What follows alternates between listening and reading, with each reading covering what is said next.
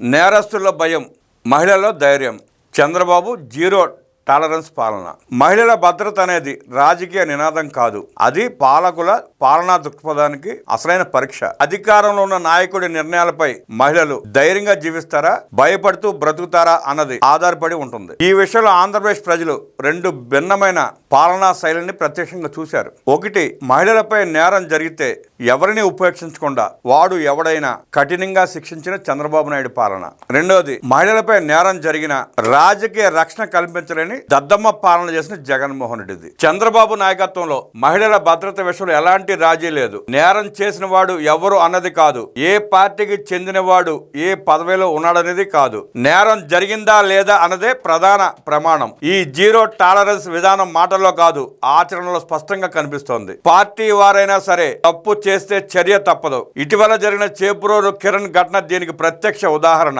ITDP కార్యకర్త Chebrolu Kiran YS Jagan Reddy సతీమణి భారతీరెడ్డిపై అసభ్యకర వ్యాఖ్యలు చేశాడు. ఇది శారీరక దాడి కాదు, అయినా మహిళపై అనుచిత వ్యాఖ్యలు చేసిన నేరాన్ని తీవ్రంగా పరిగణించారు. వెంటనే పార్టీ నుంచి సస్పెండ్ చేశారు. పార్టీ ఆదేశాల మేరకు పోలీసులు కేసు నమోదు చేసి అతన్ని అరెస్ట్ చేశారు. మహిళలపై మాటల దాడి చేసినా సరే ఎవ్వరూ తప్పించుకోలేరన్న స్పష్టమైన సందేశాన్ని ఈ చర్య స్పష్టం చేసింది. మహిళలు, బాలికలపై తీవ్రమైన నేరాలు జరిగితే కూడా ప్రభుత్వం అదే తీవ్రతతో స్పందిస్తోంది. కూటమి ప్రభుత్వం శ్రీ సత్యసాయి జిల్లా రామగిరి మండలం ఎడుగురపల్లిలో జరిగిన ఘటన రాష్ట్రాన్ని కుదిపివేసింది. 15 ఏళ్ల దళిత బాలికపై 2 ఏళ్లుగా సీరియల్ గ్యాంగ్ రేప్ జరిగింది. తన సహ విద్యార్థి, అతని తండ్రి సహా మొత్తం 14 మంది నిందితులు ఉన్నారు. ఈ ఘటనపై చంద్రబాబు నాయుడు డీజీపీ ఉన్నతాధికారులతో సమీక్ష నిర్వహించారు. ఫోక్సో చట్టం, ఎస్సీ ఎస్టీ అట్రాసిటీ యాక్ట్ కింద కేసులు నమోదు చేసి 6 పెద్దలు, 1 జువైనల్ను అరెస్ట్ చేశారు. బాధిత బాలికను సురక్షిత షెల్టర్కు తరలించి కుటుంబానికి భరోసా కల్పించారు. త్వరిత దర్యాప్తు పూర్తి చేసి కఠిన శిక్షలు పడేలా చర్యలు చేపట్టాలని ఆదేశించారు. జూన్ 2025లో అనంతపురం పట్టణంలో ఇంటర్ విద్యార్థిని తన్మయి హత్యకు గురైంది. ఈ ఘటనలో లైంగిక దాడి కోణంలో అనుమానాలు వ్యక్తమయ్యాయి. ఈ ఘటనపై కూడా చంద్రబాబు నాయుడు డీజీపీతో సమీక్ష చేసి నిందితులకు త్వరగా శిక్ష పడేలా చర్యలు తీసుకోవాలని ఆదేశించారు. ప్రభుత్వం వెనక్కి తగ్గలేదు, బాధిత కుటుంబానికి అండగా నిలిచింది. కూటమి ప్రభుత్వం ఏర్పడిన తర్వాత మహిళలు, చిన్నారుల భద్రత విషయంలో స్పష్టమైన మార్పు కనిపిస్తోంది. మహిళలు, చిన్నారులపై నేరాలు 10.76% తగ్గాయి.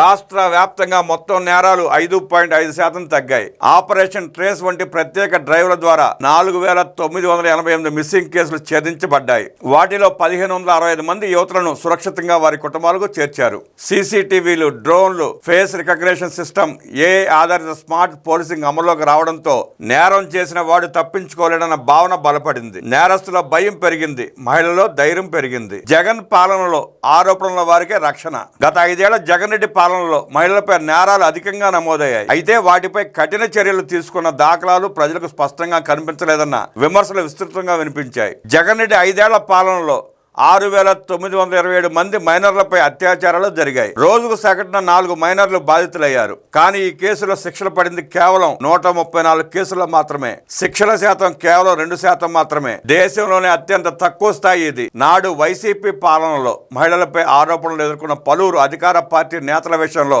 ప్రభుత్వం వెనకేసుకొచ్చిందన్న ఆరోపణలు రాష్ట్ర వ్యాప్తంగా చర్చనీయాంశంగా మారాయి. ఈ తరహాలో గోరంట్ల మాధవ్, అంబటి రాంబాబు, అవంతి శ్రీనివాస్ వంటి నేతల పేర్లు మహిళలపై ఆరోపణల నేపథ్యంలో ప్రజా చర్చల్లోకి వచ్చాయి. అలాగే రాజ్యసభ సభ్యుడు విజయసాయిరెడ్డిపై ఒక యువతి, ఆమె భర్త చేసిన ఫిర్యాదు, దళిత ప్రభుత్వ అధికారికి సంబంధించిన అంశం రాష్ట్ర వ్యాప్తంగా తీవ్ర చర్చకు దారితీసింది. అయినప్పటికీ ఈ అంశాల్లో అప్పటి ప్రభుత్వం ఎటువంటి చర్యలు తీసుకోలేదు. వైసీపీ మాజీ ఎమ్మెల్యే నలపరెడ్డి ప్రసన్న కుమార్ రెడ్డి మహిళా ఎమ్మెల్యేపై చేసిన అసభ్య వ్యాఖ్యల కేసులో పోలీసులు నోటీసులు జారీ చేశారు.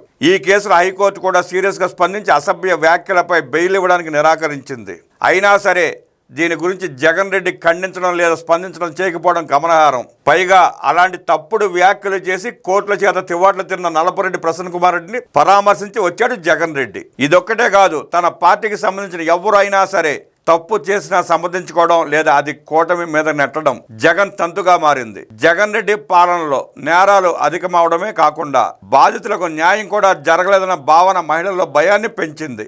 ఈ పరిణామాలన్నీ కలిసి జగన్ పాలనలో మహిళల భద్రత విషయంలో మాటలకు చర్యలకు మధ్య ఉన్న తేడాను ప్రజలకు స్పష్టంగా చూపించాయి. నేరం చేసిన వాడిని కాపాడే నాయకత్వం మహిళలకు రక్షణ ఇవ్వదు.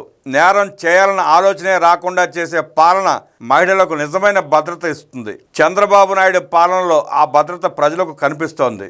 ఎవరి పాలనలో మహిళలు ధైర్యంగా ఉన్నారో, ఎవరి పాలనలో నేరస్తులు భయపడుతున్నారో ఆ నిజం ఈరోజు ఆంధ్రప్రదేశ్ ప్రజలకు స్పష్టంగా తెలుసు.